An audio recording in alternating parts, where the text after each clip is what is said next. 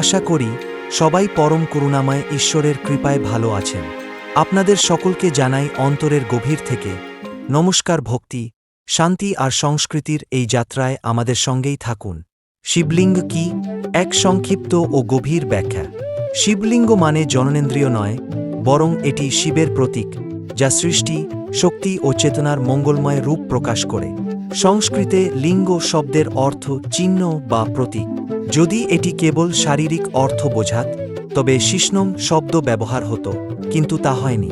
শিবলিঙ্গ আসলে এমন এক জ্যোতির্ময় প্রতীক, যার মাধ্যমে ব্রহ্মাণ্ডের সৃষ্টি কার্য সংঘটিত হয়। যারা শিবলিঙ্গকে শুধু শারীরিকভাবে বোঝে, তারা আসলে নিজের জ্ঞানকেও ইন্দ্রিয়জ পর্যায়ে সীমাবদ্ধ করে রাখে। পুরাণ মতে শিবলিঙ্গকে নিন্দা করার ফলও ভয়াবহ, যেমনটি রাজা ইক্ষ্বাকুর ক্ষেত্রে ঘটেছিল। তাই শিবলিঙ্গ কেবল কোনো পাথর নয়, এটি মহাশক্তির জ্যোতির্ময় প্রতীক, যাকে ভক্তি ও শ্রদ্ধার সঙ্গে উপলব্ধি করা উচিত। যেমন পিতামাতার মিলনে আমাদের জন্ম হলেও আমরা সেই কারণকে ঘৃণা না করে শ্রদ্ধা করি, তেমনি শিবলিঙ্গকেও দেখতে হবে আধ্যাত্মিক দৃষ্টিতে, জড় দৃষ্টিতে নয়।